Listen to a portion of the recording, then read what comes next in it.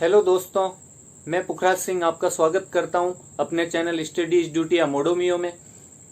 हम पढ़ रहे थे राजस्थान में किसान एवं जनजाति आंदोलन और उनके अंतर्गत हम मेवाड़ रियासत के आंदोलन देख रहे थे और जिनमें से जो बिजोलिया, बेगू और जो खालसा क्षेत्र के आंदोलन थे, उदयपुर के खालसा क्षेत्र के, वो हम देख चुके थे। तो अब हम देखेंगे आज जो इन ठिकानों के, जो बिजोलिया है, बेगू है या फिर जो खालसा क्षेत्र, इनके आसपास जो ठिकाने थे और कुछ गांव थे, उनमें किसानों ने विरोध किया। कहीं पे भ्रष्टाचार का, कहीं पे मतलब ठाकुर के द्वारा ली जाने वाली बेगार का, लाग बाग का। तो उसके विरुद्ध अगर छोटा सा भी विरोध हुआ तो उसके बारे में हम थोड़ा सा पढ़ लेते हैं। तो शुरुआत करते हैं पारसोली नाम के ठिकाने से। तो जो पारसोली ठिकाना था,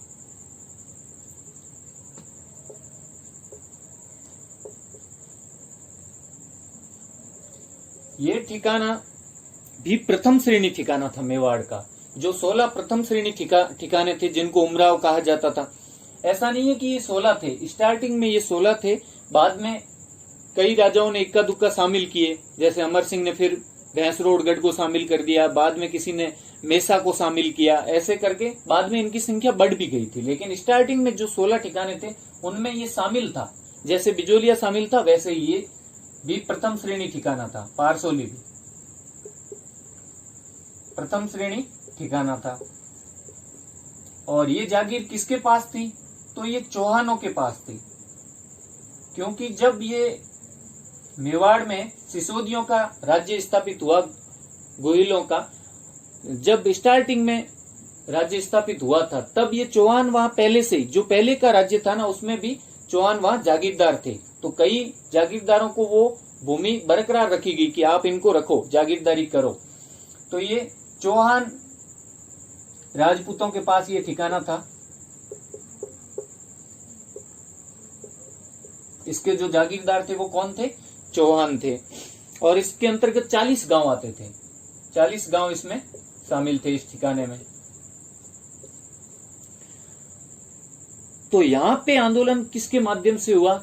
कि पंचायतों के माध्यम से। मैंने आपको बताया था कि पंचायतें पहले तो क्या करती थी, केवल जो सामाजिक रीति रिवाज है, परंपराएं हैं, निर्णय हैं, उनसे संबंध में ये कोई मामला हो जाता, कोई विवाद हो जाता तो उनका निपटारा करती थी। लेकिन आर्थिक विवादों जैसे लगान वगैरह का विरोध करना ये नहीं करती थी। लेकिन राजस्थान सेवा संघ और राजपूताना मध्य भारत संघ, इनके प्रेरित करने पे ये उसमें भी शामिल हो गई थी। तो यहाँ पे जो विरोध हुआ वो भी पंचायतों के माध्यम से हुआ। पंचायतें बनाई गई और उनके माध्यम से विरोध हुआ। और यहाँ का जो नेतृत्व करता था वो कौन था? लीडर। तो यहाँ नेतृत्वकर्ता जो थे वो थे ब्रह्मचारी हरजी। हरजी नाम का आदमी था। अब ये हरजी जी जो आदमी थे वो राजस्थान सेवा संघ के ही सदस्य थे। तो अपन बोल सकते हैं ये जो आंदोलन हुआ, यहाँ जो विरोध हुआ, वो भी किसकी प्रेरणा से हुआ? राजस्थान सेवा संघ। ये राजस्थान सेवा संघ के सदस्य थे और इनके नेतृत्व में यहाँ पे विरोध हुआ। तो जो यहाँ के लोग थे वो विरोध कर रहे थे, पर ये बोल रहे थे कि हमें कर देने में, लगान देने में, हासिल देने में, हासिल मतलब जो नगद लगान देते थे, भू राजस्व देते थे, हासिल देने में कोई प्रॉब्लम नहीं है, ये हम देंगे। लेकिन जो अनावश्यक लाग है, अनावश्यक लागें लगाई गई है फालतू, वो और बेगार, ये हम नहीं करना चाहते। तो किसके विरोध में था ये? यहां लिख देता हूं मैं मिटा के। 40 गांव थे, ये मैं मिटा रहा हूं। और कर, लगान और हासिल तो हम देंगे, लेकिन क्या नहीं देंगे? केवल अनावश्यक लागें प्लस, एक तो अनावश्यक लागें नहीं देंगे, प्लस बेगार नहीं करेंगे, मतलब बिना पारिश्रमिक के आपके यहाँ काम नहीं करेंगे। ये दोनों इनकी मांगे थी। अब ये मांग तो एक तरह से अपन देखें तो वाजिब भी थी। बेचारे भू राजस्व देने को भी ये तैयार थे और जो कर थे दूसरे वो भी देने को ये तैयार थे। तो पहले तो जब इन्होंने ये तय किया आंदोलन का, तो ठिकाना अधिकारियों को पता चल गया कि ये ऐसा बोल रहे हैं भाई, बेगार और लागें ये हमें मंजूर नहीं है। तो ठिकाना सचेत हो गया और उन्होंने जो राजस्थान सेवा संघ के जो सदस्य थे, कार्यकर्ता थे, उनको क्या बोला कि भाई तुम्हारी जो ये पंचायतें वगैरह ये बंद कर दो, इनको चुपचाप इनके शटर डाउन करो, और जो तुम्हारे कार्यालय बना रखे हैं उनको भी चुपचाप बंद कर दो। ये सारी गतिविधियां मतलब एक तरह से रोक दी जाए। तो क्या क्या बंद करने को बोला उनका कि एक तो पंचायतें और जो इनके कार्यालय चल रहे थे राजस्थान सेवा संघ के, तो पंचायतें बंद करो और जो कार्यालय थे राजस्थान सेवा संघ, राजपूताना, मध्य भारत वगैरह, ये सब बंद कर दो। तो ये किसानों ने मना कर दिया, इन सदस्यों ने, राजस्थान सेवा संघ के जो सक्रिय कार्यकर्ता थे उन्होंने भी मना कर दिया कि ऐसा हम नहीं करेंगे। जब तक मतलब हमारी मांगों के बारे में कोई ध्यान ही नहीं दिया जा रहा है तो हम ऐसा क्यों करें। तो फिर ठिकाने के जो अधिकारी थे उन्होंने क्या बोला कि ये पंचायतें हैं जो ये अवैध है, इनको क्या करार दे दिया, अवैध करार दे दिया। तो पंचायतों को क्या करार दे दिया जाता है, अवैध करार दे दिया जाता है। अब अवैध करके ही तो उनपे कोई कार्यवाही कर सकते थे, नहीं तो कैसे कार्यवाही करते। कोई चीज को अगर अपन पहले कानून में हो और बाद में उसे गैर कानूनी मान ले तभी तो उस पर कार्यवाही होगी। तो पंचायतों को क्या कर दिया, अवैध करार दे दिया और हथियारबंद। और उन्होंने एक प्लान किया पूरी तरह से कि भाई जो हथियारबंद पुलिस है उनके साथ अपन कुछ क्या करेंगे, जो पेशेवर अपराधी है उनको भी भेजेंगे। और उन्होंने ऐसा कर दिया। गांव में किसको भेजा, पुलिस के साथ कुछ पेशेवर अपराधी जिनका काम बस अपराध करना ही था, पेशा ही उनका क्या था, अपराध। तो पुलिस के साथ ठिकाने के अधिकारियों ने किसको भेज दिया, पेशेवर अपराधियों को। कहां भेजा, इनके गांवों में, गांव में भेज दिया। तो उन्होंने न तो बच्चा देखा, न बुढ़ा, न महिला, सबको पीटा और उनके साथ बुरा बर्ताव किया। मतलब उनमें आगे ये भी नहीं देखा कि आदमी है या महिला है या छोटा बच्चा, इतना उन्होंने अत्याचार किया। और हरजी जो था इनका नेता, हरजी को क्या कर लिया, गिरफ्तार कर लिया गया। और गिरफ्तार करके कहां भेज दिया इनको, हरजी को इनको चित्तौड़ भेज दिया गिरफ्तार करके। तो इनके नेताजी को क्या कर लेते हैं, गिरफ्तार, और कहां भेज देते हैं, चित्तौड़। तो ये थोड़ा सा अप्रोच लगाते हैं किससे, तो जो हरजी होते हैं वो वहां से पहुंच लगाते हैं, संपर्क साधते हैं किससे, पथिक जी से, जो अजमेर में बैठे होते हैं। तो पथिक जी से संपर्क करते हैं। तो पथिक जी फिर क्या करते हैं, इन जो ब्रह्मचारी हरजी थे इनके पक्ष में केस दायर करते हैं मेवाड़ कोर्ट में। किसके विरुद्ध, ठिकाने के विरुद्ध। तो वो ठिकाने पर केस दायर कर देते हैं। तो इस तरह ये सारा कारनामा, ये जो कांड है वो कहाँ होता है, पारसोली में होता है। तो ये तो था अपना पारसोली का। अब आगे हम देखेंगे अमरगढ़। तो अमरगढ़ जो थी वो प्रथम श्रेणी ठिकाना नहीं था, ये छोटा ठिकाना था और कानावत सिसोदियों के पास था, ये कानावतों के पास था। तो अगला है अमरगढ़। लेकिन यहाँ पंचायतें बहुत मजबूत स्थिति में थी, यहाँ के जो लोग थे उनमें संगठन बहुत मजबूत था, इसलिए वहां जाने से जो सेना और जो पुलिस थी इनकी राज्य रियासत की, वो भी डर रही थी एक बार। तो अमरगढ़ ये जो था ये द्वितीय श्रेणी ठिकाना था।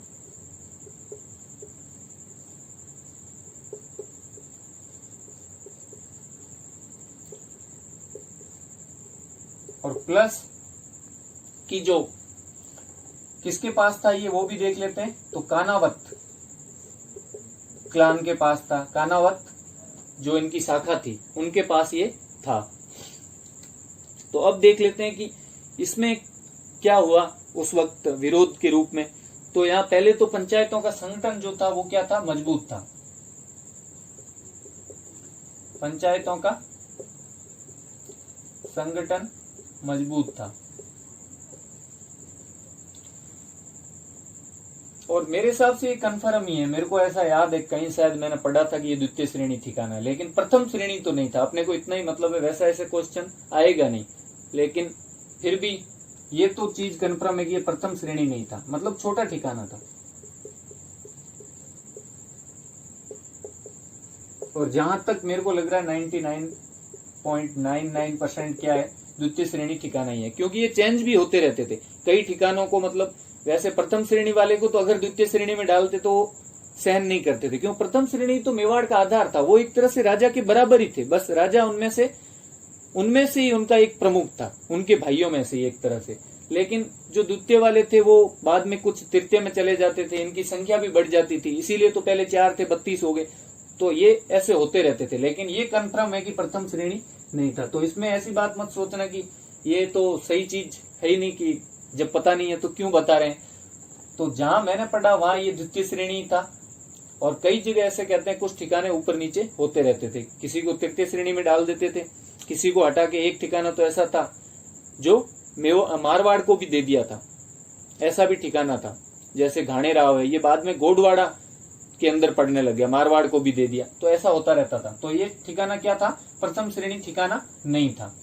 तो पंचायतों का संगठन यहाँ पे मजबूत था, इसलिए पहले से उन्होंने क्या किया, जो रियासत थी उसने ये सोच लिया, और ठिकाने ने भी ये बात सोच ली कि ऐसे तो इनसे सामना नहीं किया जा सकता, तो पहले से ही सेना को वहां भेज दो।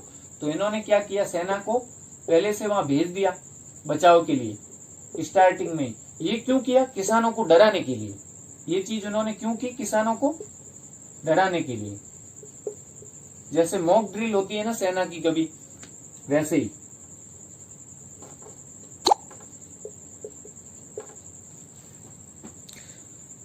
तो किसानों को डराने के लिए उन्होंने क्या किया, सेना को भेज दिया, और सेना ने क्या किया, 2 गांव खाली करवाए और वहां पड़ाव डाला। मतलब आप सोचो, इतनी सेना भेजी, खाली करवा के पड़ाव डाल दिया। तो अब ये सब तो किस लिए किया जा रहा था? ताकि किसान आतंकित हो जाए, वो डर जाए, उनमें एक तरह से भय फैल जाए। तो जो राजस्थान सेवा संघ के जो सदस्य थे उनमें से जो एक तो माणिक्यलाल वर्मा, और जो रामनारायण चौधरी की पत्नी थी अंजना देवी चौधरी, उन्होंने ठिकाने को समझाया और ठिकाने के अधिकारियों को मतलब एक तरह से विश्वास दिलाया कि भाई जो हमारे किसान हैं वो ऐसा भी कोई कदम नहीं उठाएंगे कि अहिंसक हो, जो हिंसक हो, और पूरी तरह से आंदोलन जो है वो अहिंसक रहेगा। तो आप इस सेना को यहाँ से हटा दो, किसानों में इस सेना का भय फैल रहा है, वो डर रहे हैं, तो इसका यहाँ कोई मतलब नहीं है, और हम कोई हिंसक कार्य नहीं करेंगे। किसने? तो राजस्थान सेवा संघ के या सेवा संघ की ओर से ये सब इन पंचायतों के द्वारा हर चीज शुरू करवाई जा रही थी। विरोध ये किसके द्वारा शुरू करवाया जा रहा था? राजस्थान सेवा संघ इनको प्रेरित कर रहा था हर जगह, लगभग मेवाड़ में। तो राजस्थान सेवा संघ की ओर से किसने? अंजना देवी चौधरी। ये कौन थे? रामनारायण जी चौधरी की पत्नी।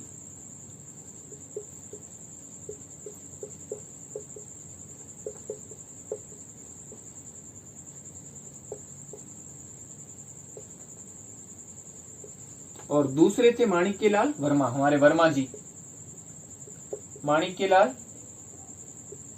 वर्मा। इन्होंने क्या किया? ठिकाने के अधिकारियों को समझाया, उन्हें विश्वास दिलाया कि हमारे किसानों की ओर से कोई भी हिंसक गतिविधि नहीं की जाएगी, इसलिए आप इनको हटा दो। लेकिन सब बेकार गया कि भाई ये सेना तो यहीं रहेगी, कोई हिंसक कार्यवाही नहीं। किसके द्वारा? किसानों के द्वारा कोई हिंसक कार्य नहीं किया जाएगा।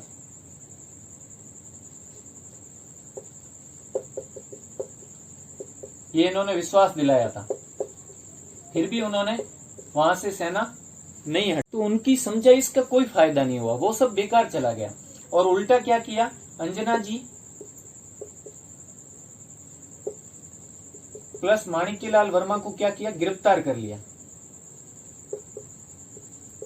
और इनको क्या किया? गिरफ्तार कर लिया गया।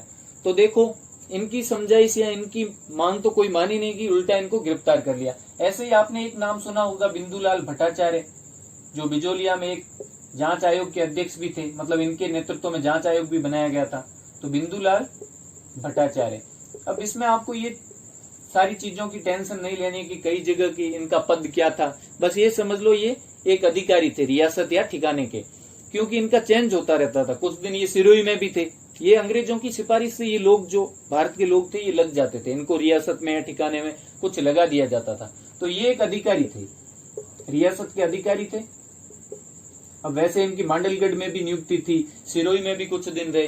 तो अपने को ये याद रखना बस कि ये अधिकारी थे, इन्होंने क्या किया, एक गगुनर या गगुनार गांव था, उसमें उसको घेर लिया पूरी तरह से। तो एक गांव को घेर कर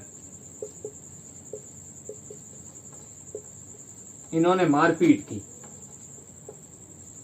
लोगों के साथ, किसानों और महिलाओं को बुरी तरह से इन्होंने पीटा। तो जब ये खबर है वो किसको मिलती है, पथिक जी को। तो पथिक जी महाराणा से बोलते हैं कि न्याय किया जाए। तो पथिक जी किससे बात करते हैं, महाराणा को ये बोलते हैं कि कुछ तो न्याय करो, इतना अन्याय मत फैलाओ। तो पथिक जी न्याय की गुहार लगाते हैं इस घटना पे, जब बिंदुलाल भट्टाचार्य गगुनार गांव को घेर के वहां मार पिटाई करते हैं। तब बिंदुलाल भट्टाचार्य को ही देखो, कितनी बार ऐसा हुआ, बिजोलिया में भी इनको जांच, इनकी अध्यक्षता में जांच आयोग बना दिया। तो ये सब इनकी चाल थी, बस जो मारने पीटने वाला है उसी को क्या कर रहे हैं, वापस एक तरह से समझौता करने हेतु नियुक्त कर रहे हैं। तो वापस बिंदुलाल भट्टाचार्य को क्या किया, समझौते हेतु अधिकारी नियुक्त कर दिया कि आप यहाँ अमरगढ़ में समझौता करो। तो इनको क्या किया, समझौते हेतु अधिकारी नियुक्त कर दिया, समझौते का अधिकारी नियुक्त कर दिया।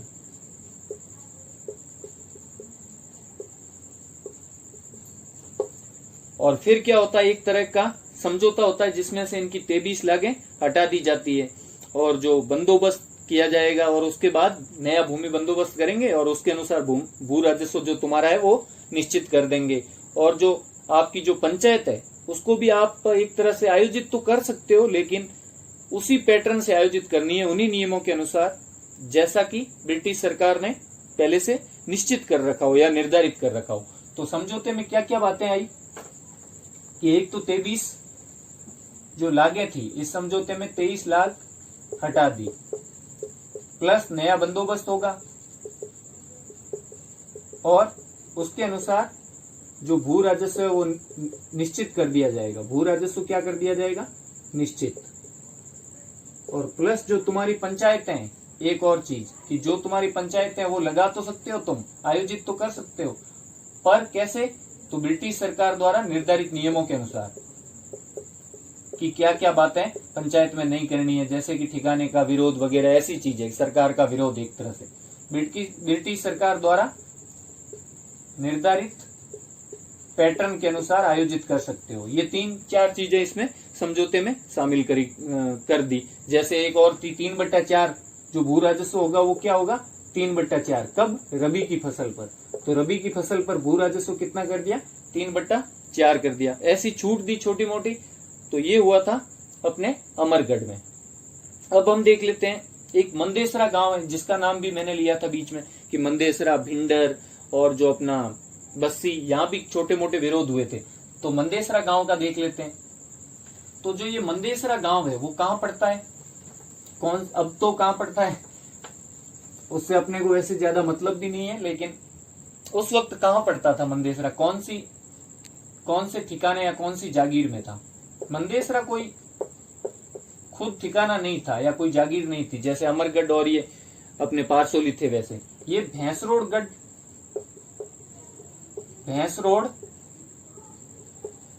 गढ़ जो है उस ठिकाने का गांव था, ठिकाने का गांव था। अब ये जो भैंसरोडगढ़ ठिकाना है ये कौन से जागीरदार के पास था, तो ये जो चुंडावत सिसोदिया उन्हीं के पास था। ये चुंडावत सिसोदियों के पास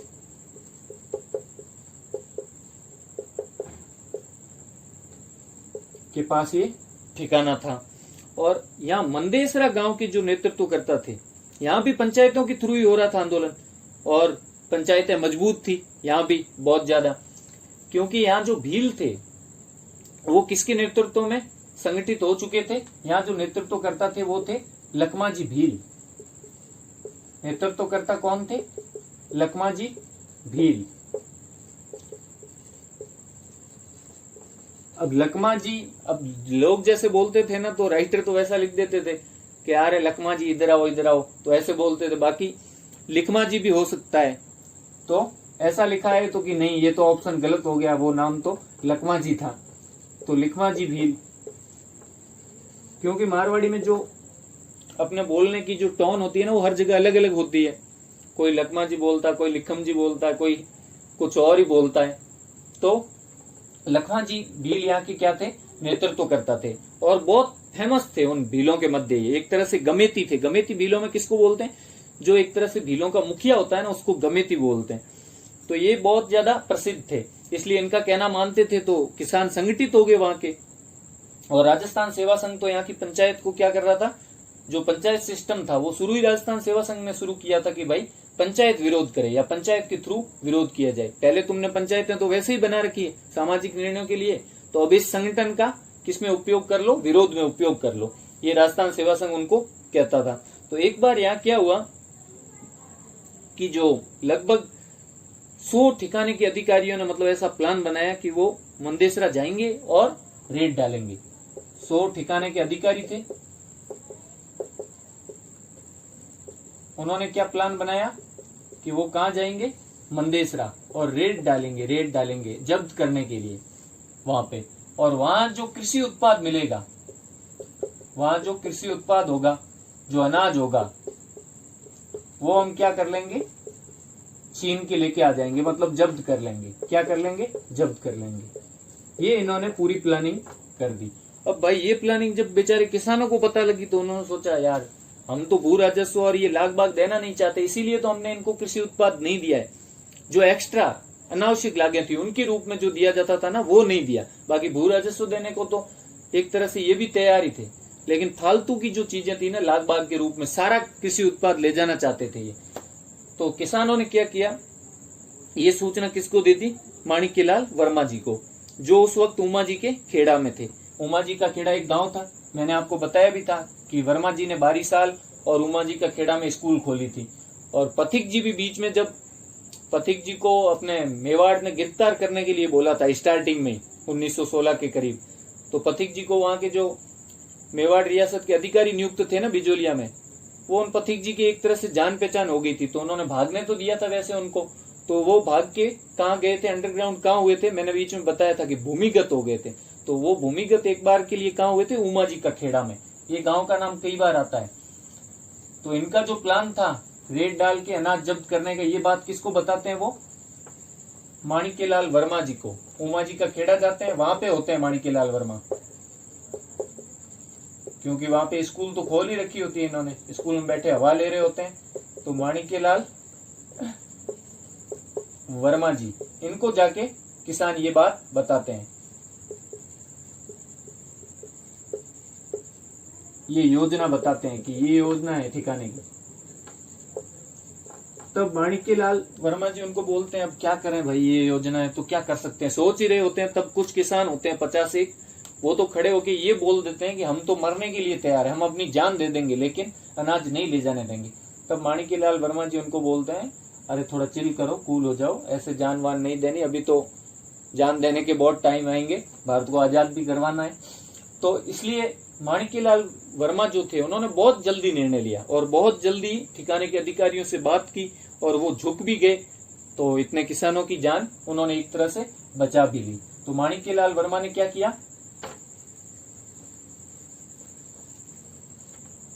एक सूझबूझ वाला निर्णय लिया और उन्होंने जल्दी से, बहुत तेजी से, कि भाई सोचा किसानों को तो बचाना होगा, अगर ऐसा करने आए तो ये तो भाई मरने को तैयार है। और ऊपर से वो भी भील जो बलिदान देने को तैयार रहते थे जब जज्जती थी उनको। तो इन्होंने ठिकाने के अधिकारियों से कांटेक्ट किया,